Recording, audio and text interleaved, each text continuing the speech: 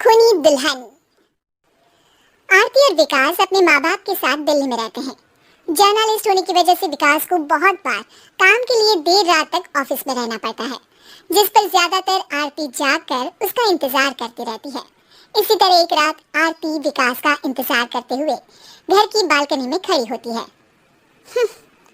इनकी जॉब तो जैसे मेरी सौतन बन गई है। मुझसे ज्यादा उसी के साथ टाइम स्पेंड करते हैं और हम यहाँ इंतजार करते हुए मर जाएं। अपने आप से ये सब बोलते हुए आरती की नजर मोहल्ले के कोने वाले घर पर पड़ती है, जिसकी लाइट्स ऑन देखकर वो हैरान रह जाती है। ये इस घर की लाइट्स कैसे ऑन हो सकती है? यहाँ तो सालों से कोई नहीं रहता। वो ये सोच ही रही होती है कि तभी उसे घर की खिड़की पर औरत की परछाई के साथ लाल चुन्नी दिखाई देती है, जिसे देख आरती डर से चिल्लाने लगती है। भूत! कोने वाले घर में भूत है! आरती की आवाज सुन उसके घर वालों के साथ मोहल्ले के लोग भी अपनी बालकनी में निकल आते हैं। अरे क्या हुआ? आधी रात में बावरों की तरह क्यों चिल्ला रही है? भूत! वहाँ भूत है! आरती की बात से सब उस घर की तरफ देखने लगते हैं, लेकिन वहाँ कुछ नहीं होता। भाभी जी, लगता है आपने सपना देखा होगा। मैं बालकनी में खड़ी होकर सोऊंगी क्या? बता रही हूँ, अपनी आंखों से देखा है। घर की लाइट्स ऑन थी और वहाँ किसी का साया भी था। अरे तुम अक्सर विकास भैया के इंतजार में देर रात तक जागती हो ना? क्या पता नींद पूरी नहीं होने की वजह से कोई भ्रम हुआ हो। मोहल्ले के सब लोग और आरती के सास ससुर उसे समझा ही रहे होते हैं कि अचानक उसी घर से किसी औरत के गाने की आवाज सुनाई देती है।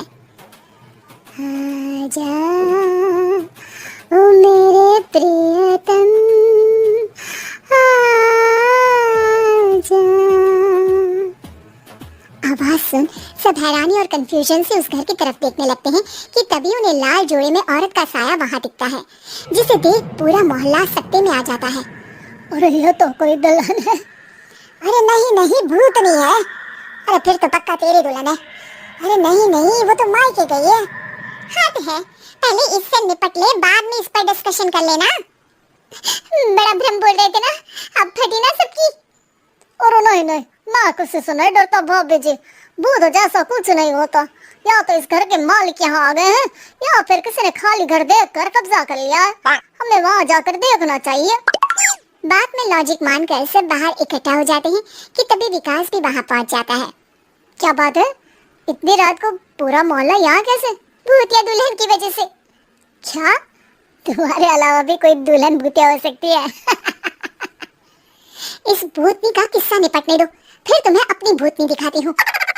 अब सारे लोग मिलकर विकास को पूरी बात बताते हैं, जिसे सुन वो भी उनके साथ जाने के लिए तैयार हो जाता है।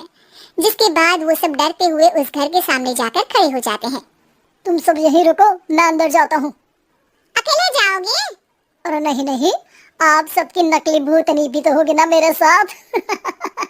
कैसा मजाक कर रहा है यार। रुक, मैं चलता हूँ साथ में। क्या मैं चलता हूँ?